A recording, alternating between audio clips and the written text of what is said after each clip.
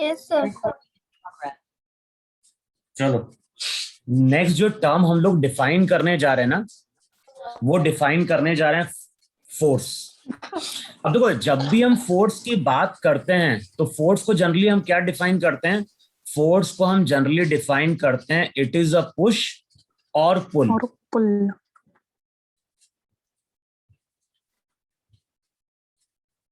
यानी इसका मतलब क्या है? जब भी हम किसी ऑब्जेक्ट को स्क्रीन शेयर नहीं हो रही क्या? हो रही है ना? नहीं हो रही है। हो रही है? नहीं। हाँ ठीक है। तो फोर्स को हम क्या डिफाइन कर रहे हैं? फोर्स को हम डिफाइन कर रहे हैं, देखो किसी का माइक ऑन है। तो फोर्स को हम क्या डिफाइन कर रहे हैं? फोर्स को हम डिफाइन कर रहे हैं इट इज अ पुश और पुल। फोर्स को हम डिफाइन कर रहे हैं इट इज अ पुश और पुल।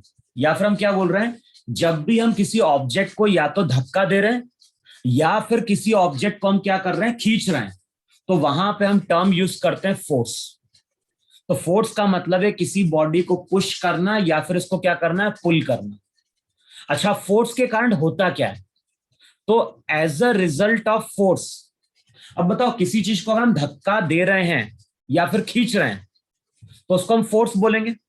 अब बताओ किसी चीज को अगर धक्का दे रहे हो, खींच रहे हो, तो क्या क्या चीजें पॉसिबल है? पहली चीज पॉसिबल है कि कोई बॉडी अगर रेस्ट में है तो वो किस में आ जाएगी? मोशन में।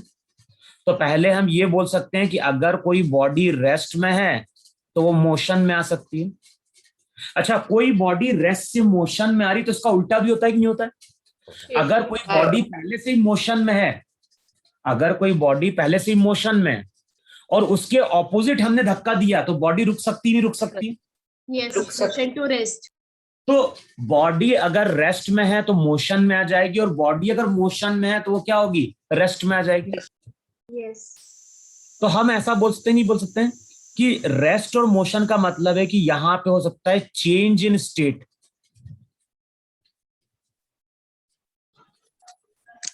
Change in state of a body. अगर किसी बॉडी को हम पुश और पुल कर रहे हैं तो उस बॉडी का स्टेट वहां पे क्या हो सकता है? चेंज हो सकता है। चेंज इन स्टेट का मतलब होता है कि बॉडी अगर रेस्ट में थी तो मोशन में आ जाएगी, मोशन में थी तो क्या होगी? रेस्ट में आ जाएगी। अच्छा, इसमें एक चीज और देखो, जैसे मान लो ग्राउंड है और यहां पे एक ब्लॉक है, और मान लो ब्लॉक पहले से ही मूव कर रहा है। मान लो ब्लॉक हमारा क्या है? पहले से ही राइट की ओर मूव कर रहा है, और यहां कहीं एक पर्सन है, और इस पर्सन ने धक्का देना स्टार्ट किया, तो क्या हो? मैंने क्या बोला? ब्लॉक, देखो जो ब्लॉक है, ब्लॉक पहले से ही चल रहा था। जिस डायरेक्शन में ब्लॉक चल रहा था उसी डायरेक्शन में हमने ब्लॉक को क्या किया? पुश करना स्टार्ट किया। अच्छा बताओ, ब्लॉक की स्पीड बढ़ती है घटती? बढ़ती है। बढ़ती है। ये चीज ध्यान रखना है। यहां पे हम क्या बोलेंगे? यहां पे हम बोलेंगे इंक्रीज इन स्पीड। और देखो, ये बताया भी था कि वेलोसिटी का जो मैग्नीट्यूड होता है उसी को हम स्पीड बोलते हैं कि नहीं बोलते? भाई वेलोसिटी में केवल डायरेक्शन आता है, लेकिन अगर किसी इंस्टेंट पे हम वेलोसिटी के मैग्नीट्यूड की बात करें तो वो स्पीड होती कि नहीं होती है? अच्छा, अब बताओ, इस केस में जब हमने ब्लॉक को धक्का दिया तो ब्लॉक की स्पीड बढ़ी, इसका मतलब ब्लॉक की वेलोसिटी बढ़ी कि नहीं बढ़ी? यस। और मैंने क्या बोला था? मैंने बोला था कि अगर ब्लॉक की वेलोसिटी बढ़ रही है तो इसका मतलब है इस डायरेक्शन में क्या होगा? एक्सेलरेशन आएगा। भाई ब्लॉक, देखो ब्लॉक राइट की ओर जा रहा था, उसी डायरेक्शन में हमने धक्का लगाना स्टार्ट किया तो ब्लॉक की स्पीड बढ़ गई। स्पीड बढ़ गई, इसका मतलब वेलोसिटी बढ़ गई। और मैंने क्या बोला था? जिस डायरेक्शन में वेलोसिटी है, अगर उसी डायरेक्शन में ए आएगा तभी वी बढ़ेगा कि नहीं बढ़ेगा? यस। यस। अच्छा, अब इस केस में फोर्स का डायरेक्शन ऐसा है कि नहीं? जो भी पर्सन ने फोर्स लगाया उसका डायरेक्शन राइट की ओर है कि नहीं है? Yes. अच्छा, दूसरा डायग्राम देखो जरा। अब मैं बोल रहा हूं कि यहां पे ब्लॉक राइट की ओर जा रहा था, ब्लॉक पहले से ही राइट की ओर जा रहा था, और यहां पे एक पर्सन आ गया, और पर्सन ने अब ऐसा धक्का लगाना स्टार्ट किया। अब बताओ, कोई ब्लॉक अगर हमारी ओर आ रहा है और उसके ऊपर हम फोर्स अवे लगा रहे हैं, उसको धक्का देने की कोशिश करेंगे, बताओ स्पीड बढ़ेगी या घटेगी? Decrease. Decrease. यहां पे हम बोलेंगे डिक्रीज इन स्पीड। और मैंने क्या बोला, स्पीड का मतलब होता है वेलोसिटी का मैग्नीट्यूड। तो बताओ वेलोसिटी घटी कि नहीं घटी? Yes. यस सर घटी। अच्छा, अब देखो वेलोसिटी राइट की ओर है और वेलोसिटी घट रही है, इसका मतलब है कि ए का डायरेक्शन क्या होना चाहिए? Left. लेफ्ट की ओर होना चाहिए। बताओ ये दोनों डायग्राम समझ में आई कि नहीं समझ में? Yes, sir. बोलो, ये चीज समझ में आई कि नहीं समझ में आई इस दोनों डायग्राम में? यस सर नहीं सर। अच्छा, अब देखो दोनों डायग्राम से क्या चीज क्लियर हो रही है? दोनों डायग्राम से ये चीज क्लियर हो रही है कि जिस डायरेक्शन में फोर्स होगा, जिस डायरेक्शन में फोर्स होगा उसी डायरेक्शन में एक्सेलरेशन आता है। फर्स्ट केस में फोर्स राइट की ओर था तो एक्सेलरेशन राइट की ओर आया, सेकंड केस में फोर्स लेफ्ट की ओर था तो एक्सेलरेशन भी लेफ्ट की ओर आया कि नहीं है? काय शिकवलं लवकर उठायचं ना बरं. म्यूट करो अपने को. बोलो ये चीज क्लियर है कि नहीं क्लियर हुई? मैंने क्या बोला, फोर्स को बोला, फोर्स को हम बोल रहे हैं इट इज द पुश और पुल. और जनरली क्या होता है, जिस डायरेक्शन में फोर्स लगता है उस डायरेक्शन में ए आता है. अब उस ए को तुम्हें एक्सेलरेशन बोलना है या रिटार्डेशन बोलना है, वो डिपेंड करता है कि स्पीड बढ़ रही है स्पीड घट रही है. बताओ फर्स्ट केस में स्पीड बढ़ रही कि नहीं बढ़ रही? तो हम यहां पे बोले, हम यहां पे वर्ड यूज करेंगे एक्सेलरेशन. बताओ सेकंड केस में स्पीड घट रही है कि नहीं घट रही है? Yes. तो यहां पे हम वर्ड यूज करेंगे रिटार्डेशन. तो बस केवल तुम्हें इतनी चीज ध्यान रखनी है, जिस डायरेक्शन में फोर्स होगा उस डायरेक्शन में बॉडी के ऊपर क्या आएगा, एक्सेलरेशन आएगा. Yes. बोलो इतना आया कि नहीं है? Yes. Yes, sir. अच्छा, अब देखो पहली चीज मैंने क्या बोली, बॉडी का स्टेट चेंज हो सकता है. दूसरी चीज जो पॉसिबल है वो लिखो चेंज इन डायरेक्शन. अगर किसी बॉडी पे हम फोर्स लगा रहे हैं तो फोर्स के कारण बॉडी का डायरेक्शन चेंज हो सकता है. और देखो इसका एग्जांपल क्या है, इसका जो सबसे सिंपल एग्जांपल होता है वो होता है कि स्ट्रिंग के थ्रू बॉल को लाके कनेक्ट कर दो. यहां पे एक बॉल है, बॉल को स्ट्रिंग के थ्रू लाके कनेक्ट कर दो. और बताओ बॉल को जब हम मूव कराते हैं तो बॉल इस तरह से सर्कुलर पाथ पे मूव करती कि नहीं मूव करती? Yes, sir. अच्छा, जब भी कोई बॉडी सर्कुलर पाथ पे मूव करती है तो ये रिजल्ट हायर क्लास में पढ़ोगे, जब भी कोई बॉडी सर्कुलर पाथ पे चलेगी तो वेलोसिटी का डायरेक्शन हमेशा टेंजेंट के अलोंग होता है. ये रिजल्ट ध्यान रखना है.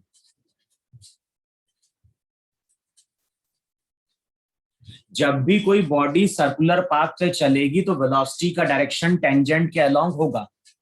अच्छा, अब ये बॉल किससे कनेक्टेड है? String. स्ट्रिंग से. और होता क्या है, जब ये बॉल स्ट्रिंग से कनेक्टेड होती है ना तो स्ट्रिंग इसके ऊपर फोर्स लगाती है. यहां पे स्ट्रिंग क्या करेगी, फोर्स लगाएगी, और उसी फोर्स के कारण बताओ डायरेक्शन चेंज हो रहा है कि नहीं चेंज हो रहा है? अगर स्ट्रिंग नहीं होती, अगर स्ट्रिंग नहीं होती तब तो बॉडी स्ट्रेट लाइन के अलोंग चली जाती. तो यहां पे क्या हो रहा है, दूसरा यहां पे जो डायग्राम मैंने ड्रॉ किया है as a result of force, वो क्या है, चेंज इन डायरेक्शन. बोलो इतना समझ में नहीं समझ में? Yes, sir. तीसरा जो अफेक्ट है फोर्स का वो होता है change in shape and size.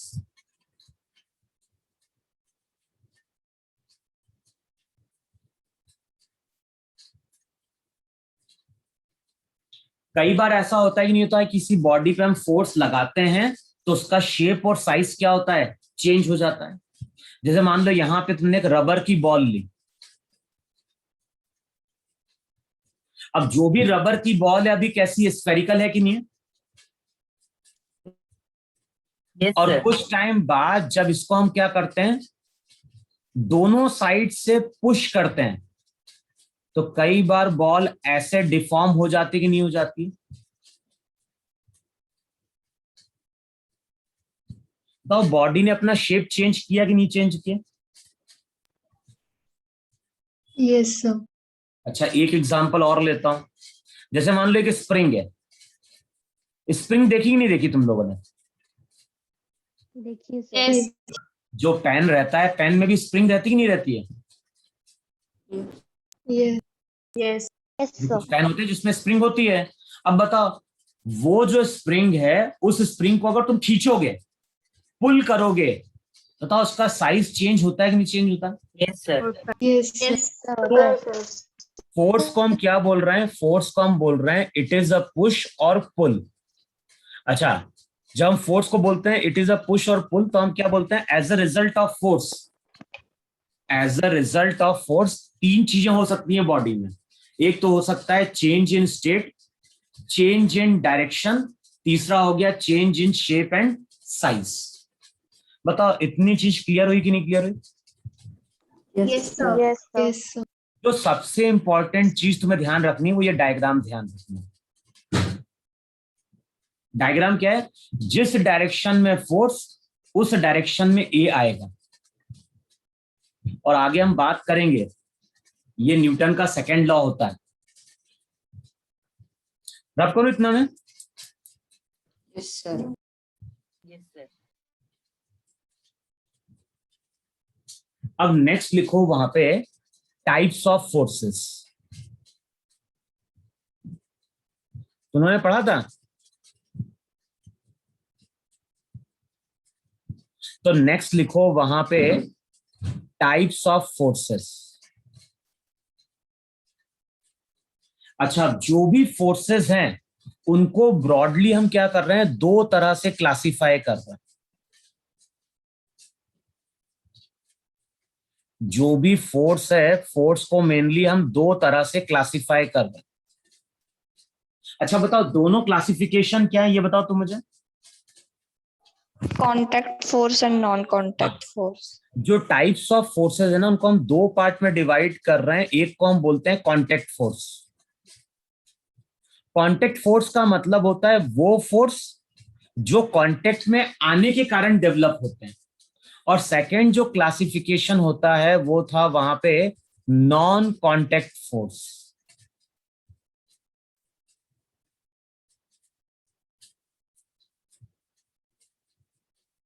तो अब मैं क्या बोल रहा हूं, एक फोर्स है कांटेक्ट और एक है नॉन कांटेक्ट। अच्छा, एक एग्जांपल लो, वहां से तुम्हें क्लियर होगा। जैसे ग्राउंड है,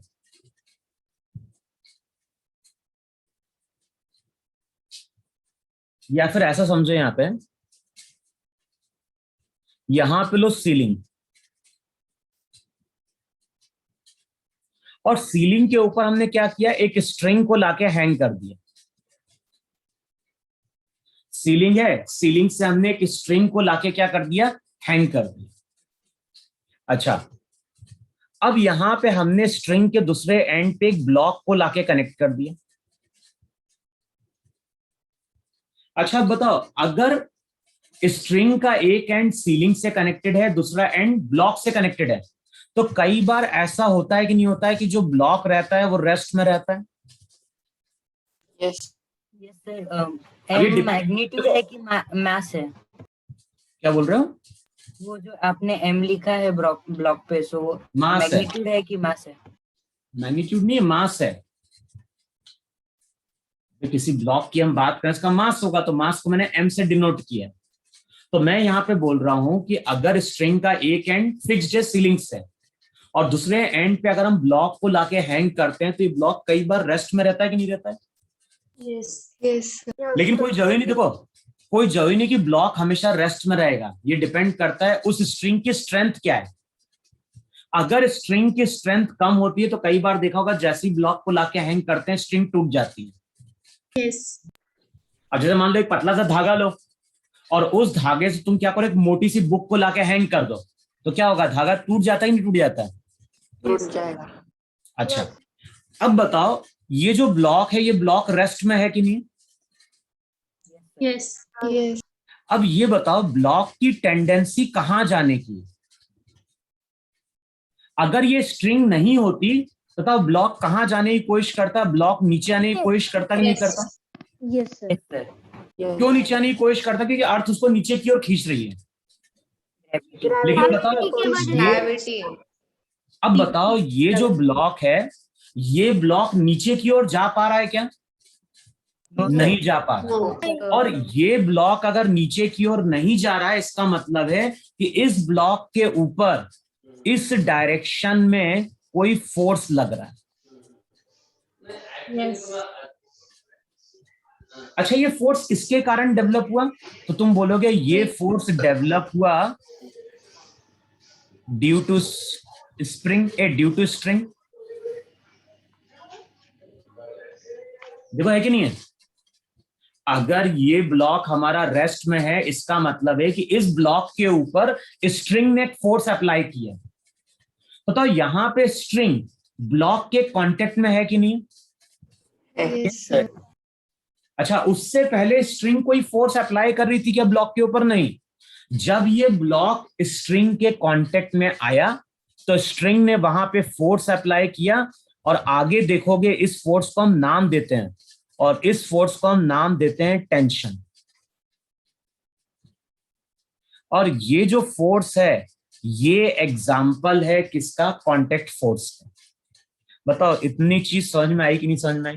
Yes. Yes, sir. तो यहां पे जब मैं टेंशन फोर्स की बात करूंगा तो ये कांटेक्ट में आने के कारण डेवलप हुआ। अच्छा, जो दूसरा एग्जांपल ले रहा हूं मैं यहां पे नॉन कांटेक्ट का, तो वो क्या होता है? मान लो हमारे पास ये एक मैग्नेट है। अब देखा होगा मैग्नेट के दो पोल होते हैं, एक होता है नॉर्थ पोल, दूसरा वहां पे क्या होता है? South pole. South. और कई बार देखा होगा कि हम लोग क्या करते हैं, कोई आयरन फाइलिंग्स लेते हैं और आयरन फाइलिंग्स को हम मैग्नेट के पास लेके आते हैं। तो ऐसा कई बार होता है कि नहीं होता है कि जो आयरन की निडल है या टुकड़ा है वो मैग्नेट से कुछ दूर पे रहता है और जैसे ही हम लाके छोड़ते हैं ये मूव कर जाता है टुवर्ड्स लेफ्ट और कुछ टाइम बाद ये आयरन की फाइलिंग्स इस मैग्नेट के साथ स्टिक कर जाती। करती ही नहीं करती? Yes, sir. Yes. अच्छा बताओ यहां पे जब हमने आयरन की फाइलिंग्स को लाके रिलीज किया तो ये कहां मूव कर गई? ये मूव कर गई टुवर्ड्स द मैग्नेट। इसका मतलब है कि इसने इस डायरेक्शन में कोई फोर्स एक्सपीरियंस किया होगा। Magnetic force. अच्छा, अब ये जो फोर्स रहता है इसका नाम क्या दिया जाता है? इस फोर्स का हम लोग नाम देते हैं मैग्नेटिक फोर्स। अच्छा, ये फोर्स कब डेवलप हुआ?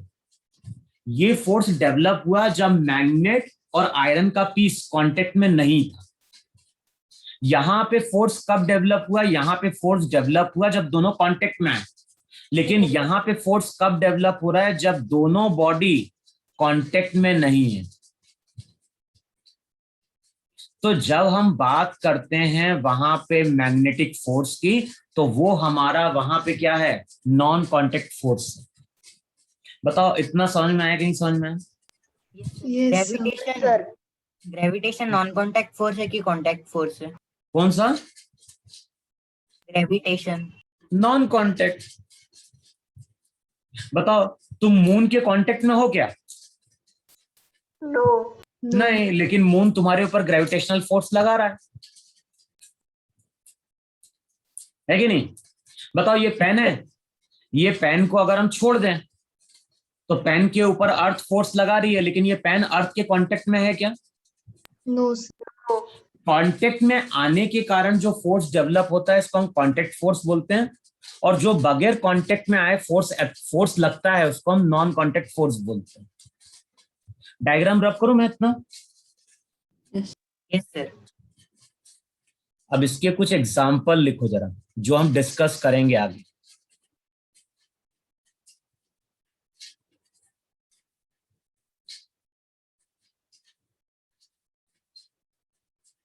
देखो कांटेक्ट फोर्स के अब एग्जाम्पल लिखो आप।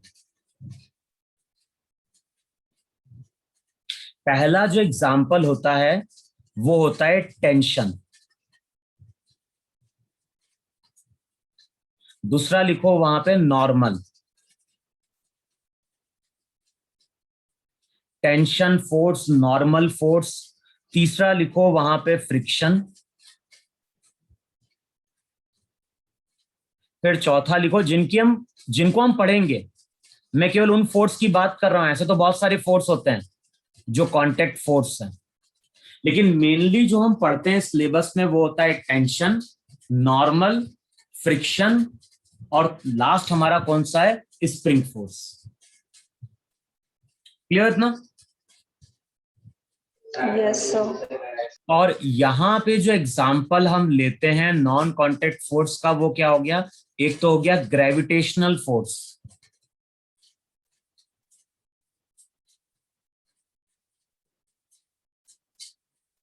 दूसरा हो गया वहां पे इलेक्ट्रोस्टैटिक फोर्स,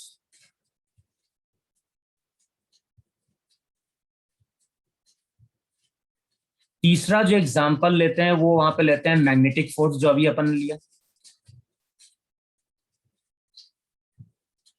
तो मेनली ये हमारे कुछ क्या हैं? नॉन कांटेक्ट फोर्स हैं, और ये जो फोर्स हैं ये हमारे वहां पे क्या हैं? कांटेक्ट फोर्स हैं। बताओ इतना क्लियर हुआ? क्लियर हो? Yes. Yes, sir. रब करो इतना में। Yes, sir. अच्छा इसमें एक चीज और लिख दो तुम लोग।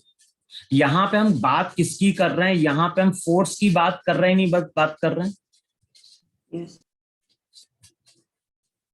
अच्छा देखो, टेंशन की बात करें, नॉर्मल, फ्रिक्शन, स्प्रिंग फोर्स, ये सभी हमारे फोर्सेस हैं। एसआई सिस्टम की अगर बात करें या फिर हम बात करें एमकेएस की, बताओ फोर्स की यूनिट क्या होती है? न्यूटन। जो भी फोर्स रहती है उसकी न्यूटन। यूनिट होती है। अगर पूरा नाम लिख रहे हो तो एन स्मॉल से स्टार्ट किया जाता है, न्यूटन। लेकिन अगर सिंबल केवल लिखना है तो एन। अगर तुम कभी लिख रहे हो 10 न्यूटन, तो अगर केवल एन लिखना है, न्यूटन की जगह केवल एन लिखना है तो एन कैपिटल लिखा जाए। और अगर तुम पूरा न्यूटन लिखना चाहते हो तो वह एन स्मॉल से स्टार्ट होता है। सिमिलरली अगर हम बात करें सीजीएस की, तो सीजीएस में इसकी यूनिट होती है डायन या फिर कैपिटल डी। अच्छा, न्यूटन और डायन में रिलेशन क्या होता है?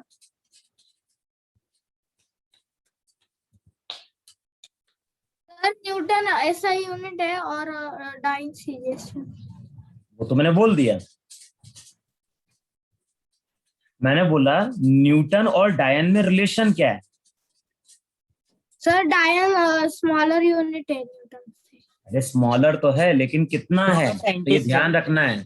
रिलेशन लिखो वहां पे 1 न्यूटन 10 टू दी पावर 5 डायन के बराबर होता है।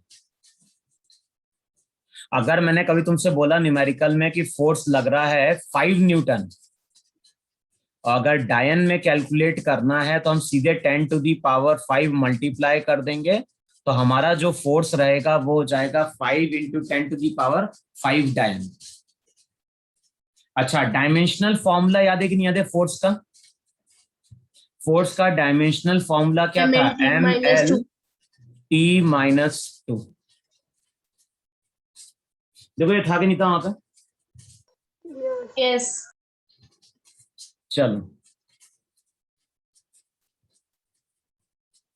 अब मैं क्या कर रहा हूं, हमने ये तो क्लासिफाई कर दिया कि भाई एक होता है हमारा कांटेक्ट फोर्स, दूसरा हमारा क्या होता है नॉन कांटेक्ट फोर्स। अब मेनली अब हम बात कर रहे हैं वहां पे फोर्सेस की जिनको हम फिजिक्स में यूज करते हैं, है ना। तो सबसे पहला जो फोर्स है जिसको हम फिजिक्स में यूज करते हैं उसको लिखो wait.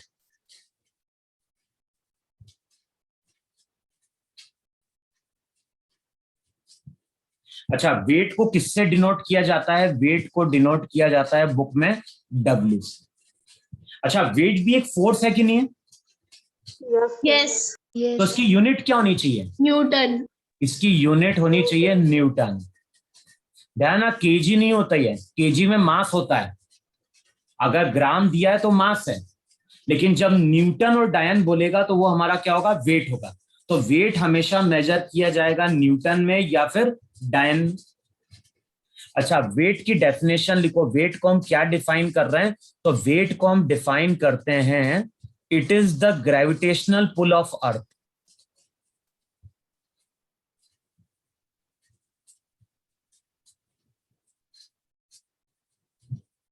It is the gravitational pull of अर्थ।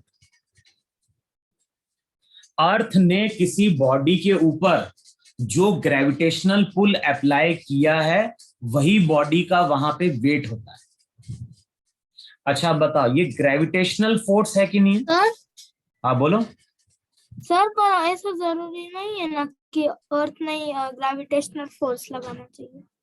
नहीं, ग्रेविटेशनल फोर्स तो क्या होता है, अभी हम ग्रेविटेशनल फोर्स की बात नहीं करें, हम वेट की बात करें। ग्रेविटेशनल फोर्स जो होता है वो किसी भी दो बॉडी के बीच में डेवलप हो सकता है। कंडीशन क्या है? दोनों का मास होना चाहिए। सर पर लेकिन आपने अर्थ अर्थ ने, क्यों लिखा है? लेकिन मैंने बोला कि अर्थ ने जो ग्रेविटेशनल फोर्स अप्लाई किया उसको हमने नाम दिया है वेट। Yes sir. अभी जैसे मान लो मैं रूम में खड़ा हूं, अगर मैं रूम में खड़ा हूं, रूम में एक फैन है, तो फैन भी मेरे ऊपर ग्रेविटेशनल फोर्स अप्लाई कर रहा है कि नहीं अप्लाई कर रहा है? Yes sir. करेगा। ग्रेविटेशनल फोर्स का लॉजिक क्या है? अगर इस यूनिवर्स में कोई भी दो बॉडीज हैं जिनका मास होगा तो वो दोनों बॉडी एक दूसरे के ऊपर ग्रेविटेशनल फोर्स अप्लाई करती है।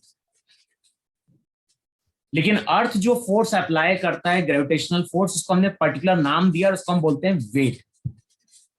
क्लियर ना? Yes sir. अब इतना समझ में नहीं समझ में क्या बोल रहा हूं मैं? Yes sir. Yes sir. Yes, sir. अच्छा, जब भी हम वेट की बात करते हैं इसका डायरेक्शन क्या होता है? इसका डायरेक्शन हमेशा डाउनवर्ड होता है। यहां पे या तो न्यूटन होगी या फिर इसकी यूनिट क्या होगी? डायन होगी। तो ग्रेविटेशनल वेट को हमने क्या डिफाइन किया है? वेट को हमने डिफाइन किया है, it is the gravitational pull of earth. अब डायग्राम ड्रॉ करो, ये तुम्हारा अर्थ है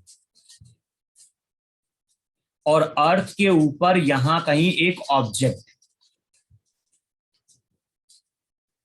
अर्थ है, अर्थ के ऊपर एक ऑब्जेक्ट है, ऑब्जेक्ट का मास m है। तो m क्या ले रहे हैं? m हम ले रहे हैं मास ऑफ अ बॉडी। ध्यान ना, दोनों में डिफरेंस होता है, एक होता है मास, दूसरा होता है वेट। मास को हम क्या डिफाइन करते हैं? Newton. अबे मास को न्यूटन नहीं पूछ रहा हूं, मास को बोलते क्या है? जी ग्राम। ग्राम नहीं, गधे में पूछ रहा हूँ मास की डेफिनेशन क्या है? मास को क्या बोलते हैं? मास को हम बोलते हैं amount of matter contained by a body. वही मास है कि नहीं है? यस। किसी भी अगर हम बॉडी की बात करें तो बॉडी एटम से मिलके बनी कि नहीं बनी है? यस। और एटम में इलेक्ट्रॉन है, प्रोटॉन है, न्यूट्रॉन है। तो जो मास है, मास अलग चीज है। मास का मतलब होता है amount of matter contained by a body. लेकिन वेट का मतलब क्या होता है? वेट का मतलब होता है ग्रेविटेशनल पुल ऑफ अर्थ। अब देखो होता क्या है, जब भी हम किसी बॉडी को अर्थ के ऊपर लाके छोड़ते हैं तो बॉडी में एक्सेलरेशन आता है कि नहीं आता है? और वो जो एक्सेलरेशन आता है उसको हम एक्सेलरेशन ड्यू टू ग्रेविटी बोलते हैं कि नहीं बोलते हैं? यस। समझ में? अर्थ के पास अगर हम किसी ऑब्जेक्ट को लाके छोड़ेंगे तो वो ऑब्जेक्ट कहां जाएगा? नीचे की ओर जाएगा। कितने एक्सेलरेशन से नीचे जाता है? जी से जाता है कि नहीं जाता है? Yes sir. अच्छा, अब बताओ इस डायग्राम में अर्थ फोर्स कहां अप्लाई कर रहा है? अर्थ नीचे की ओर फोर्स अप्लाई कर रहा है कि नहीं अप्लाई कर रहा? और जो भी फोर्स होता है उसको हम लिखते हैं मास इनटू एक्सेलरेशन। किसी भी बॉडी पे जो फोर्स लगता है, फोर्स का फॉर्मूला होता है मास इनटू एक्सेलरेशन। बताओ यहाँ पे एक्सेलरेशन कितना है? जी है कि नहीं? यस। तो अर्थ ने कितना फोर्स अप्लाई किया? अर्थ ने फोर्स अप्लाई किया mg, और इसी को हम बोलते हैं वेट। तो वेट का फॉर्मूला क्या निकल के आता है? जो भी वेट होगा उसको W से रिप्रेजेंट करेंगे और उसका फॉर्मूला होगा m इंटू जी। क्लियर? अब g की वैल्यू कितनी ली जाती है? तो g की वैल्यू लेते हैं 9.8 मीटर पर सेकेंड स्क्वायर, या फिर क्या था 980 सेंटीमीटर पर सेकेंड स्क्वायर, और ये वैल्यू ली जाती है फॉर स्मॉल हाइट।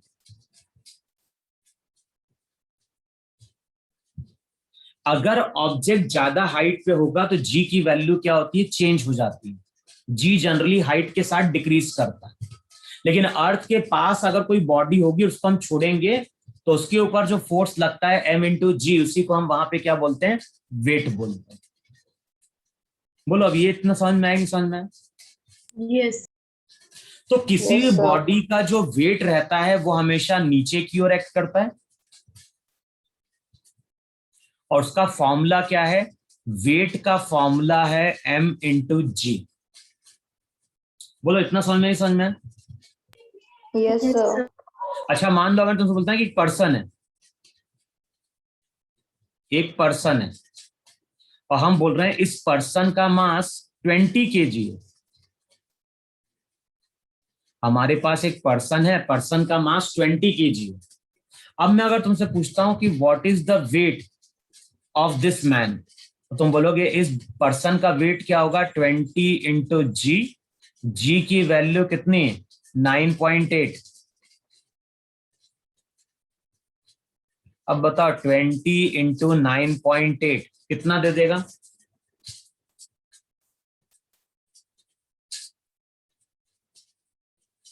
कितना? 196 ना? अबे किसी पर्सन का मास 20 kg है, अगर मैं तुमसे पूछता हूं कि इसका वेट कितना है, तो वेट हो जाएगा m इंटू जी, यस सर 196। और इसकी यूनिट क्या होगी? ये हो जाएगा 196 न्यूटन। अगर मैं इसी केस में तुमसे बोलता कि पर्सन का मास 300 ग्राम है, मान लो किसी पर्सन का मास 300 ग्राम है, बताओ उसका वेट कितना होगा? तो अब तुम फॉर्मूला फिर से लिखोगे m इंटू जी। अब ये डिपेंड कर रहा है तुम्हें, देखो आंसर SI सिस्टम में देना है, CGS में देना है। CGS में देना तो क्या लिखोगे? 300 इंटू 980 कर दोगे, और अब तुम बोलोगे कि जो आंसर आएगा वो डायन में आ जाएगा। देखो इतनी चीज क्लियर हुई कि नहीं क्लियर हुई?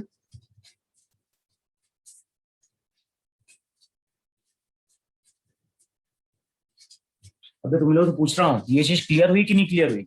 Yes. यस। रब करो इतना में। Yes sir. अच्छा एक चीज और लिख लो इसी में, इसी में नीचे एक चीज और लिखो।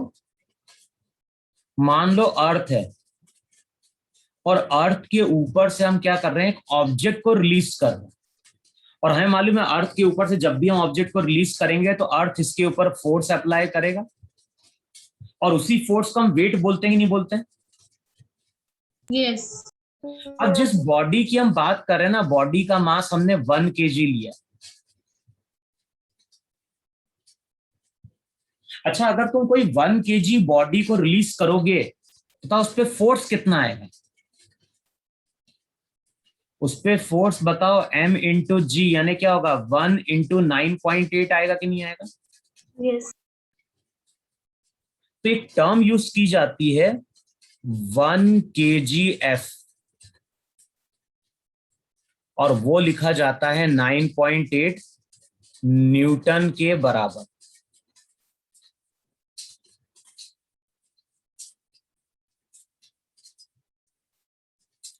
वन केजी एफ जब लिखते हैं 9.8 न्यूटन, तो इसका मतलब क्या होता है?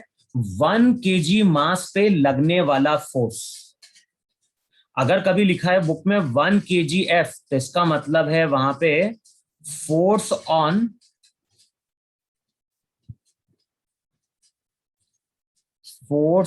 अ 1 kg mass due to earth.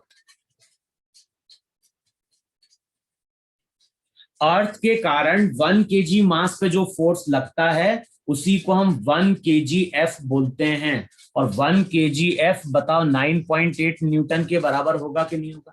Yes yes sir. तो कई बार तुम देखो ना केजीएफ लिखा होगा, और केजीएफ को अगर न्यूटन में कन्वर्ट करना है तो 9.8 हम क्या कर देंगे? मल्टीप्लाई कर देंगे। यस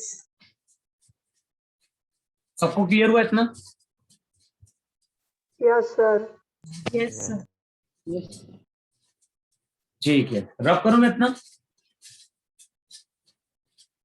यस चलो अब जो नेक्स्ट जो फोर्स की हम बात कर रहे हैं, देखो अच्छा वेट कैसा फोर्स है? कांटेक्ट या नॉन कांटेक्ट फोर्स?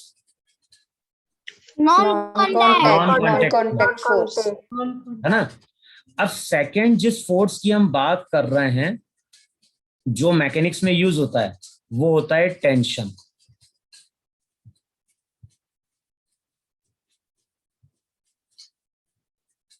और ध्यान, टेंशन फोर्स कब डेवलप होता है? टेंशन फोर्स डेवलप होता है जब क्वेश्चन में हम स्ट्रिंग की बात करते हैं। अगर हम कोई न्यूमेरिकल सॉल्व कर रहे हैं जहां पे स्ट्रिंग लगी है, तो अगर स्ट्रिंग लगी है तो स्ट्रिंग में कोई फोर्स डेवलप होता है, उस फोर्स को हम टेंशन फोर्स बोलते हैं।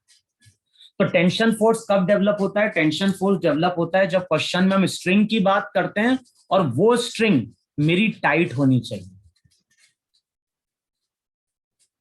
जैसे मैं अगर एक स्ट्रिंग को लाके ऐसे प्लेस कर दूं ग्राउंड के ऊपर, ये ग्राउंड है और ग्राउंड के ऊपर हमने इस तरह से एक स्ट्रिंग को लाके प्लेस कर दिया। बताओ स्ट्रिंग अभी टाइट है क्या? नो नहीं। स्ट्रिंग अगर टाइट नहीं है तो टेंशन 0 होगा। ध्यान, इसको डिनोट किया जाता है टी से। जैसे वेट को हम W से डिनोट करते हैं, टेंशन को हम डिनोट करते हैं किससे? टी से। तो टेंशन कब डेवलप होगा? टेंशन डेवलप होगा जब क्वेश्चन में स्ट्रिंग होगी और वो स्ट्रिंग हमारी क्या होनी चाहिए? टाइट होनी चाहिए। क्लियर हुआ इतना? Yes sir. Yes sir. अब जैसे अगला डायग्राम ड्रॉ करो, ये सीलिंग, यहां पे स्ट्रिंग,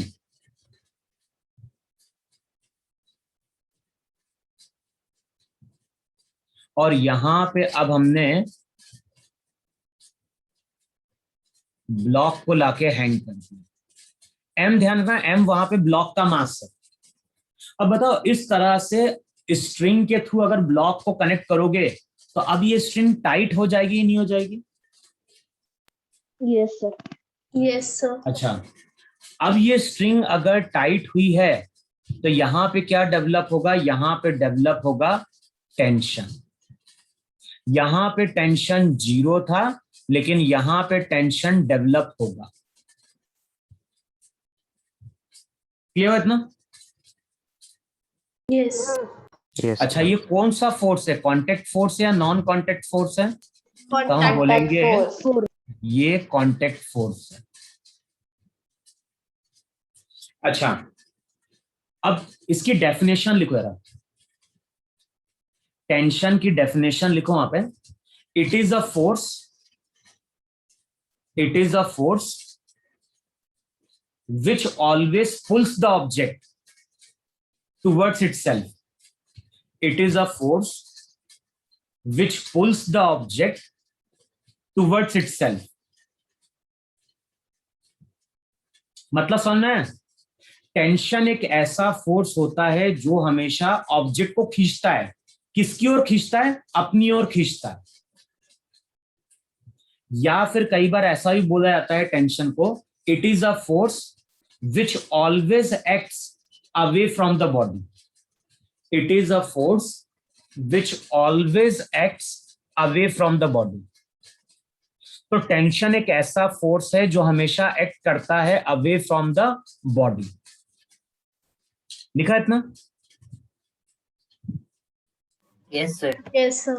अच्छा, क्वेश्चन में कुछ भी नहीं बोलता है तो हम ये मान के चलते हैं कि स्ट्रिंग मासलेस है. अगर क्वेश्चन में कुछ भी नहीं बोलेगा तो हमेशा हम ये मान के चलते हैं कि स्ट्रिंग हमारी मासलेस है.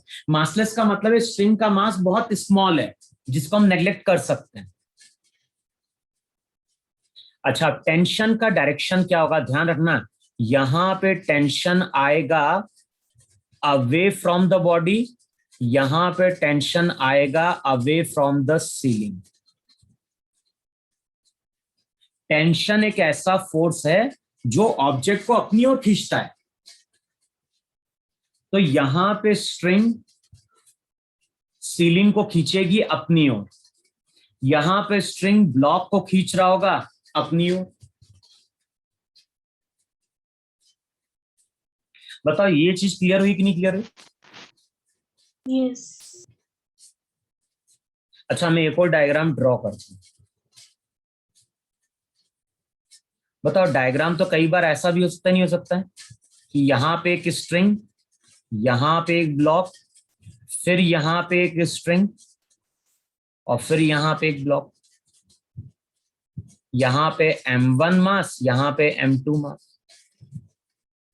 बताओ, इस तरह से जब ब्लॉक को लाके स्ट्रिंग के थ्रू हैंग करेंगे तो सब स्ट्रिंग मेरी टाइट होगी कि नहीं होगी? यस. अब ध्यान ना, ये तुम्हारी एक अलग स्ट्रिंग है और ये तुम्हारी एक अलग स्ट्रिंग है. स्ट्रिंग अगर अलग होगी तो टेंशन भी अलग अलग डेवलप होंगे. तो हम बोलेंगे ऊपर वाली स्ट्रिंग में टेंशन T1 डेवलप हुआ, नीचे वाली स्ट्रिंग में टेंशन T2 डेवलप हुआ. इतनी चीज क्लियर हुई कि नहीं क्लियर हुई? स्ट्रिंग अगर दूसरी होगी तो टेंशन भी वहां पे दूसरा होगा, चेंज हो जाएगा. अच्छा, टेंशन कैसा एक्ट करेगा? टेंशन एक्ट करता है अवे फ्रॉम बॉडी. तो away from mass, away from ceiling, यहां पे away from M1, away from M2. बताओ, इतनी चीज समझ में आई कि नहीं समझ में आई? Yes, sir. Yes sir. अच्छा, इसमें एक चीज देखो जरा. M2 ब्लॉक बताओ रेस्ट में है या मोशन में? Rest. रेस्ट में.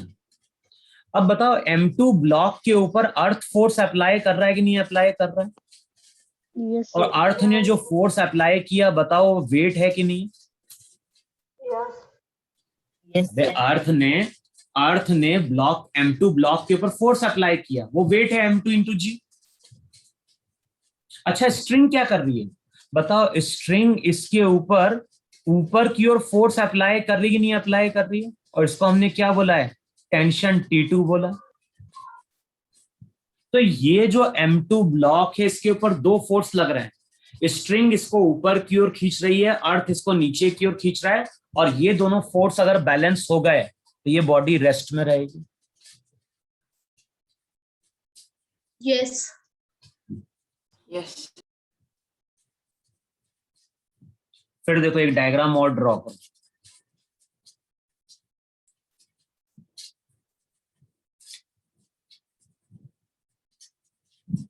इस तरह से यहां पे एक पुली है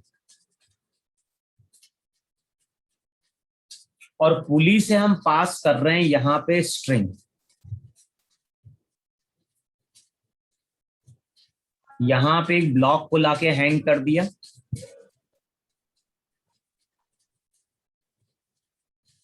बताओ, कई बार पुली से हम इस तरह से स्ट्रिंग पास कराते हैं कि नहीं पास कराते हैं?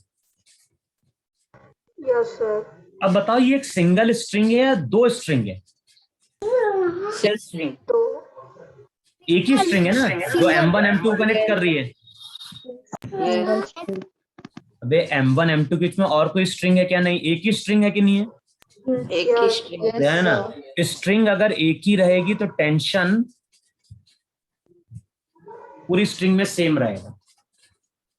अच्छा, टेंशन का डायरेक्शन क्या होता है? तो टेंशन का डायरेक्शन होता है it is a force which always acts away from the body. तो यहाँ पे टेंशन M1 को ऊपर खींच रहा होगा, M2 को नीचे खींच रहा होगा, M2 को ऊपर खींच रहा होगा, पुली को नीचे खींच रहा होगा, यहाँ पुली को नीचे खींच रहा होगा। तो चेक करो ये टेंशन का डायरेक्शन होगा कि नहीं होगा। तो टेंशन कब डेवलप होता है? जब क्वेश्चन में स्ट्रिंग होती है, स्ट्रिंग टाइट होनी चाहिए और टेंशन हमेशा एक्ट करता है अवे फ्रॉम द बॉडी। बोलो इतनी चीज क्लियर हुई कि नहीं क्लियर हुई?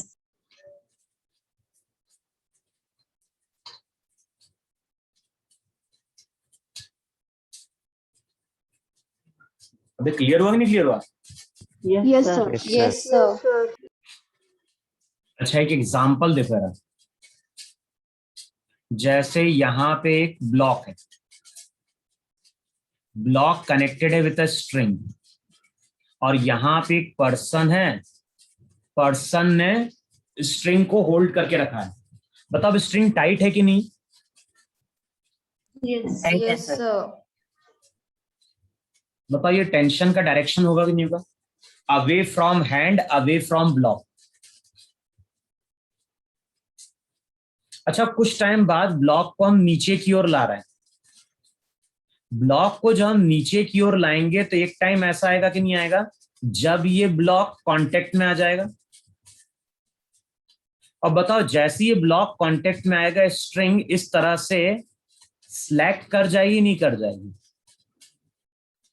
Yes, sir. अभी यहाँ पे स्ट्रिंग स्लैक कर गई कि नहीं कर गई? कर गए। और स्ट्रिंग अगर स्लैक कर गई तो टी की वैल्यू क्या होती है? 0। तो टेंशन की हम बात कब तक करते हैं? जब तक स्ट्रिंग हमारी क्या रहती है? टाइट रहती है। बताओ इतना समझ में आई नहीं समझ में आई? Yes sir. Yes, sir.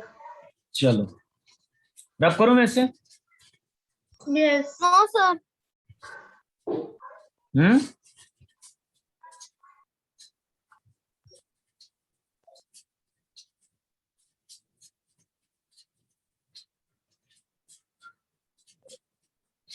रब करें हम?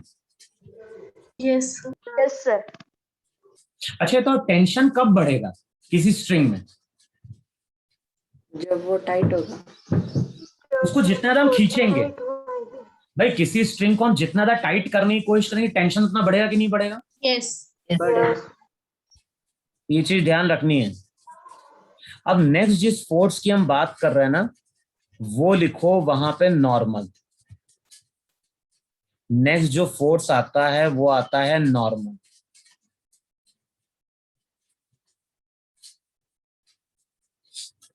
अच्छा, नॉर्मल को हम किससे डिनोट करते हैं? तो नॉर्मल को हम एन से डिनोट करते हैं। तो नेक्स्ट जो फोर्स है वो है हमारा नॉर्मल। नॉर्मल को हम डिनोट कर रहे हैं एन से। अच्छा, नॉर्मल कब डेवलप होता है? नॉर्मल डेवलप होता है जब दो बॉडी कांटेक्ट में आती है। नॉर्मल कब डेवलप होगा? जब दो बॉडीज कांटेक्ट में आएगी और कांटेक्ट में आने के बाद दोनों बॉडी एक दूसरे को क्या कर रही होंगी? प्रेस कर रही होंगी। Presses each other.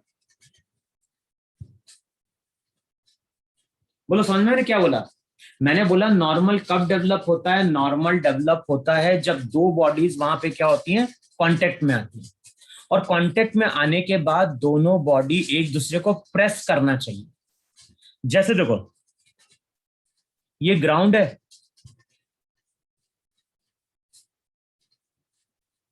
अब बताओ ग्राउंड के ऊपर अगर हम किसी ब्लॉक को लाके रख दें, बताओ ये ब्लॉक ग्राउंड को प्रेस करेगा या नहीं प्रेस करेगा? करेगा। करेगा। कहां प्रेस करेगा? नीचे ऊपर की ओर प्रेस करेगा ब्लॉक या नीचे की ओर प्रेस करेगा? नीचे की ओर। नीचे की तो ओर। ध्यान रखना है, जिस डायरेक्शन में ब्लॉक प्रेस करता है उसके ऑपोजिट नॉर्मल डेवलप होती है। तो एन यहां पे नॉर्मल है। ब्लॉक ने ग्राउंड को कहां प्रेस किया है? नीचे की ओर प्रेस किया है। तो ग्राउंड क्या करेगा, ग्राउंड ब्लॉक के ऊपर अप्लाई कर देगा नॉर्मल एन। अच्छा, दोनों बॉडी एक दूसरे को प्रेस कर रही नहीं प्रेस कर रही? कर रही है। अबे यहाँ पे अगर ब्लॉक प्रेस कर रहा है तो ग्राउंड भी प्रेस कर रहा ही नहीं कर रहा है ब्लॉक को, यस सर। है ना? Yes sir. तो नॉर्मल दोनों पे आएंगे,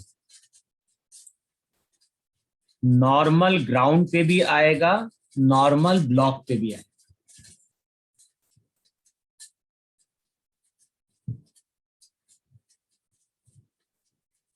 यस सर। अच्छा, अभी केवल ये ध्यान रखना, नॉर्मल हमेशा ड्रॉ करेंगे परपेंडिकुलर टू सरफेस।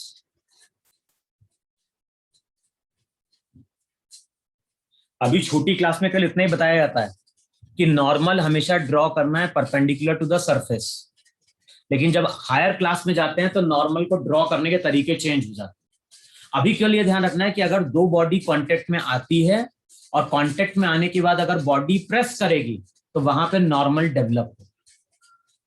समझना है इतना? Yes sir.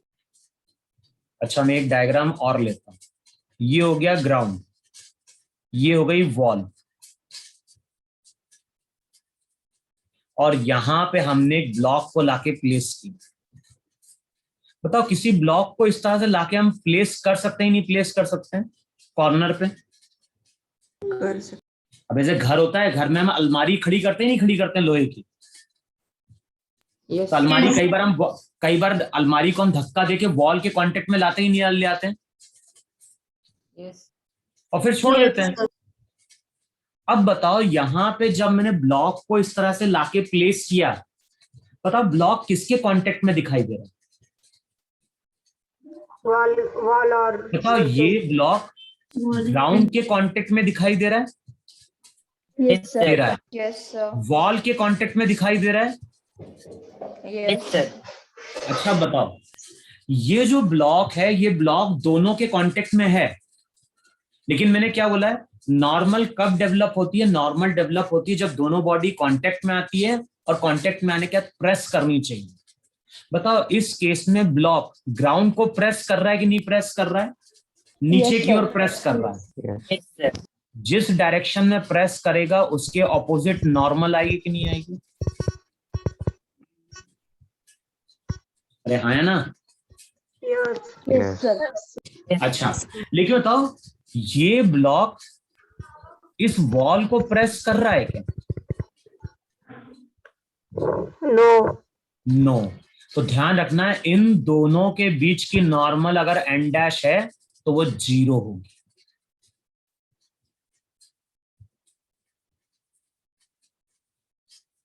क्लियर हो इतना? यस। यस।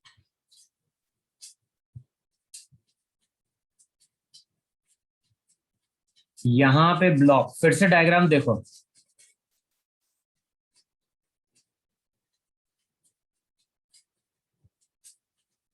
और यहां पे एक पर्सन, और पर्सन इस तरह धक्का दे रहा है। अब बताओ, ये ब्लॉक ग्राउंड और वॉल दोनों के कांटेक्ट में है कि नहीं? Yes sir. Yes sir. Ground को कहां प्रेस कर रही? ग्राउंड को नीचे की ओर प्रेस कर रही है, और ध्यान है, जिस जगह प्रेस करेगा उसके ऑपोजिट क्या डेवलप होगी? नॉर्मल। तो ये जो नॉर्मल है, ये नॉर्मल ग्राउंड के कारण आ रही कि नहीं आ रही? Yes sir. अब बताओ, इस डायग्राम में ये ब्लॉक वॉल को प्रेस कर पाएगा या नहीं प्रेस कर पाएगा? कर पाएगा सर। कर पाएगा। अच्छा, ब्लॉक को कहां प्रेस कर रहा है, राइट की ओर या लेफ्ट की ओर? राइट की ओर। राइट की ओर। ध्यान में, जिस डायरेक्शन में प्रेस करेगा उसके ऑपोजिट नॉर्मल डेवलप, और इस नॉर्मल को हम कुछ अलग नाम देंगे, N dash, N double dash, N2 N3, कुछ भी नाम दे दो। क्यों नाम दे रहे हैं? क्योंकि यहां पे फोर्स अलग होगा, यहां पे फोर्स अलग डेवलप होगा। भाई ऐसा कौन है कि दोनों जगह प्रेस करने की टेंडेंसी सेम होगी? यस। तो बताओ, यहां पे नॉर्मल डेवलप हुई कि नहीं डेवलप हुई? यस। अच्छा, एक चीज बताओ, ग्राउंड है, ग्राउंड पे हम खड़े हो गए,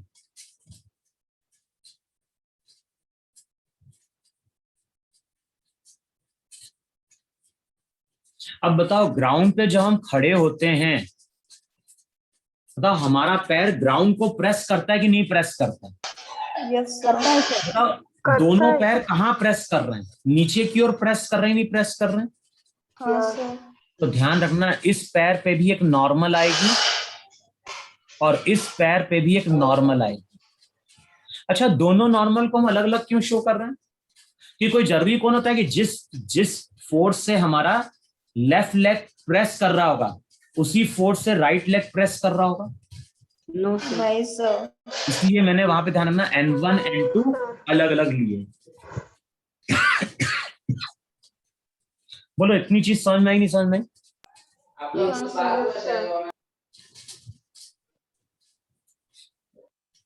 और लास्ट लिखो वहां पे स्प्रिंग फोर्स। है ना, फ्रिक्शन की स्टडी हम लोग अलग से करेंगे। तो नेक्स्ट लिखो वहां पे स्प्रिंग फोर्स।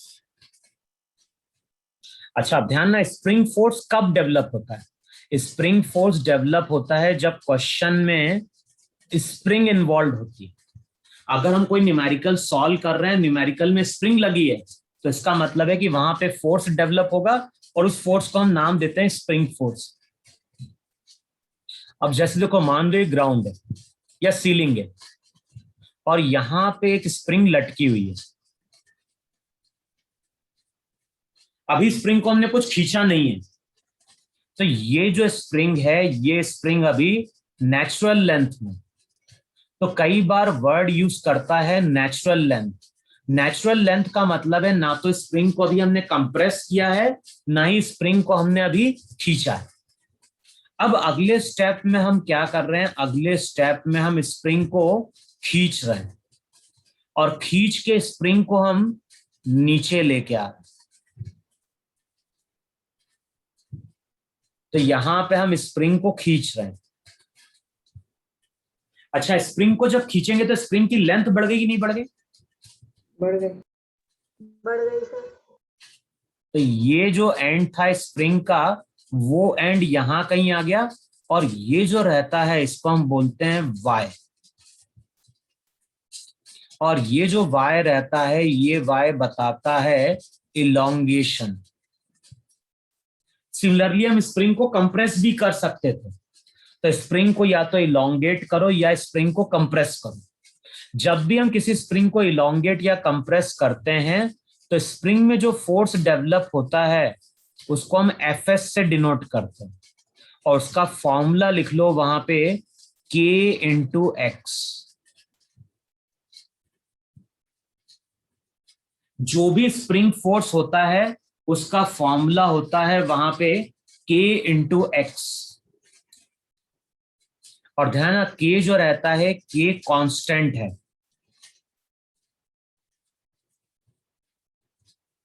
किस पे डिपेंड करता है? तो लिख लो वहां पे ये प्रॉपर्टी ऑफ स्प्रिंग है।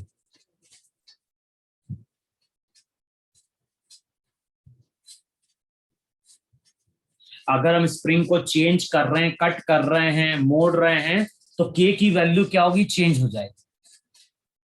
लेकिन अगर स्प्रिंग वही है तो फिर K हमेशा क्या रहेगा? सेम रहेगा। तो जब भी हम किसी स्प्रिंग को खींचेंगे या कंप्रेस करेंगे तो उसमें जो फोर्स डेवलप होता है इसका फॉर्मूला K इंटू एक्स है। एक्स को या तो हम बोलते हैं इलोंगेशन या फिर इसको हम बोलते हैं वहां पे कंप्रेशन। बोलो इतनी चीजें समझ में आएगी नहीं समझ में?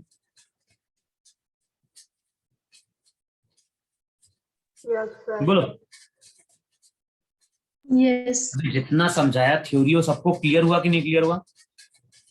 Yes sir. Yes sir. Yes sir. अब इतनी चीज रिवाइज करना, अगली क्लास में जो नेक्स्ट फोर्स है हम उसकी बात करेंगे और वो जो फोर्स है फ्रिक्शन है। और फिर इसके बाद जो लास्ट टॉपिक आता है इस चैप्टर का वो आएगा प्रेशर।